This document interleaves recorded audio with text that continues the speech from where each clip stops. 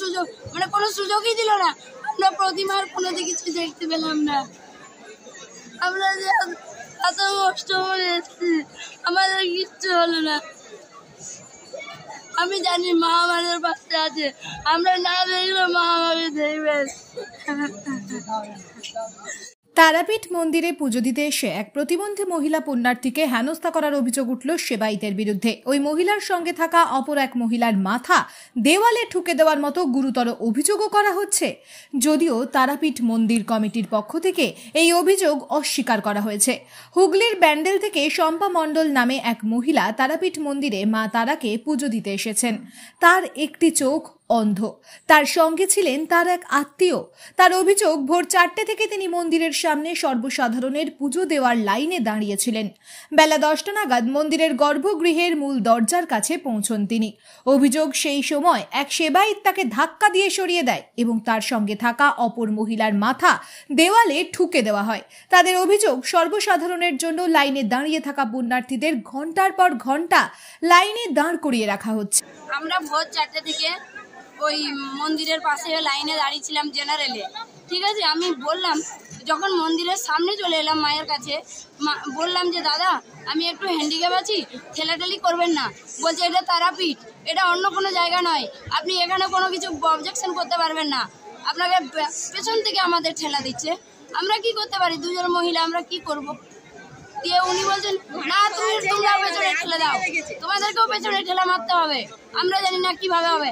দিয়ে উনি আমার বৌদি হন, দিয়ে ওর মাথাটা দেওয়ালে পুরো ঠুকে দিল।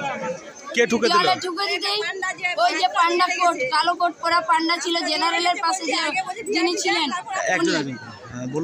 জেনারেলের পাশে যিনি ছিলেন মেন গেটের সামনে, উনি আমাকে বললেন যে সামনে চলে যাও, সামনে চলে যাও, যেতে পারছো না তো চলে যাও, চলে যাও।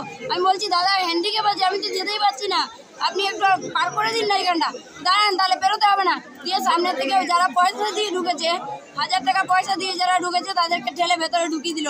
আমাদেরকে, আমার বৌদি হয় উনি, উনাকে দেওয়ালে মাথাটা ঠুকে দিল।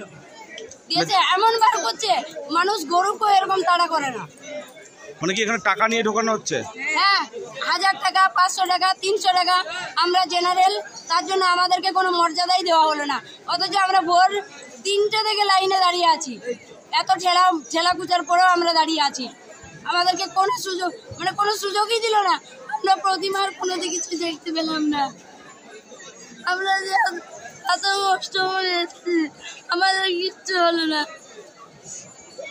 আমি জানি মা আমাদের পাশে আছে, আমরা না দেখলে মা আমাকে দেখবেন। এই হচ্ছে তারাপীঠ, আর কি বলবো বলুন। অন্যদিকে 500, 1000 ও 2000 টাকা নিয়ে অন্য গেট দিয়ে পুণ্যার্থীদের মন্দিরে ঢুকিয়ে দেওয়া হচ্ছে। এক কথায় তারাপীঠ বছরের প্রথম দিন চরম বিশৃঙ্খলা দেখা গেল। ভোর 3টে থেকে জেনারেল লাইনে দাঁড়িয়েও ভালোভাবে পুজো দেওয়া যাচ্ছে না। ঘন্টার পর ঘন্টা জেনারেল লাইনে দাঁড় করিয়ে মোটা অঙ্কের টাকা নিয়ে ভিআইপি লাইন দিয়ে মন্দিরে প্রবেশ করাচ্ছেন সেবায়িতরা। ভিআইপি লাইনে কারোর কাছ থেকে নেওয়া হচ্ছে 500 টাকা, কারোর কাছে 1000 টাকা বা 2000 টাকা। তারাপীঠে আসা পুণ্যার্থীরা দাবি করেছেন প্রশাসনের হস্তক্ষেপের। প্রশ্ন উঠছে, তাহলে কি তারাপীঠে টাকা ছাড়া মায়ের দর্শন মিলবে না? তারাপীঠে আসা পুণ্যার্থীরা ঠিক কী অভিযোগ করছেন শুনুন। এমনকি পুণ্যার্থীরা দাবি তুলেছেন টাকা নেওয়ার প্রথা তুলে দিয়ে দক্ষিণেশ্বরের মতো নিয়ম যেন তারাপীঠ মন্দিরে তৈরি করে প্রশাসন। Bureau report, Rampurhat TV. টাকা পয়সা নিয়ে পান্ডারা আগে ভিআইপিদের ছাড়ছে, যাদের টাকা আছে তারা আগে যাচ্ছে, আর যাদের টাকা দিচ্ছে না তাদের পরে হচ্ছে। সকাল রাত 3টে থেকে দাঁড়িয়ে আছি লাইনে। স্যার আমি ছিলাম জেনারেল লাইনে, এখনও ঢুকতে পারিনি স্যার। আমি এসেছিলাম ওনাদের যে কর্তৃপক্ষের অফিস রয়েছে সেই অফিসে যাওয়ার জন্য। জেনারেল লাইনে 1.5 লাখ লোক দাঁড়িয়ে রয়েছে, ওনারা যেদিক থেকে খুশি লোককে টাকা নিয়ে যে কোনো পান্ডা যেদিক থেকে খুশি ঢুকাতে শুরু করে দিয়েছে। এতটাই নোংরামে রয়েছে, আপনারা গিয়ে স্যার জেনারেল লাইনে দেখতে পারেন। অজস্র ছোট ছোট বাচ্চারা কাঁদছে, অজস্র সিনিয়র সিটিজেনরা দাঁড়িয়ে রয়েছে। আমার কথা হচ্ছে বে লাইনে করে ঢোকাক, 1000 টাকা নিক, 100 টাকা নিক, 200 টাকা নিক, তাদের ব্যক্তিগত ব্যাপার, তারা আলাদা গেট করুক। জেনারেলের লাইনটাকে জেনারেল মানুষগুলোকে অসুবিধা করে কী লাভ? তাহলে মানে পাপ পুণ্যর বিচার তো যদি নিতে হয় তাহলে কি পয়সা দিয়ে নিতে হবে? আপনি যদি পুণ্য কিনতে চাই তাহলে কি 1000-2000 টাকা দিয়ে বেশি পুণ্য কেনা যাবে? আপনারা গিয়ে দেখুন তারাপীঠের এই নোংরামো চলছে। এই নোংরামো যা তাভাবে ছড়িয়ে পড়েছে। যে কোনো পান্ডা যে দিক থেকে খুশি মানুষকে ঢোকাচ্ছে, এবং যত খুশি ব্ল্যাকেও আমরা কেউ যদি 2000, 3000, 4000, 5000 দিন আমরা ঢুকিয়ে দিচ্ছি ডাইরেক্ট লাইনে, এইভাবে লাইন করছে স্যার। আর জেনারেলের প্রত্যেকটা ছোট্ট ছোট্ট বাচ্চাদের মুখগুলোকে দেখুন, তারা না খেয়ে না দিয়ে রাত 12টা থেকে লাইনে দাঁড়িয়ে রয়েছে। আমার নাম সাগর পণ্ডিত, আমি বর্ধমান থেকে এসেছি। আজকে বছরের প্রথম দিন তারাপীঠ মন্দির চত্বরে একটা বিশৃঙ্খলা দেখা গেল। সাধারণ যারা পুণ্যার্থী এসছে তারা দাবি করছে যে 1000, 2000, 5000 এত টাকা নিয়ে ঢোকানো হচ্ছে এবং জেনারেল লাইন আটকে দেওয়া হচ্ছে। না, ব্যাপারটা হচ্ছে এটা অনেক মানুষ অভিযোগ করছে, কিন্তু অভিযোগটা সবটা সত্য না।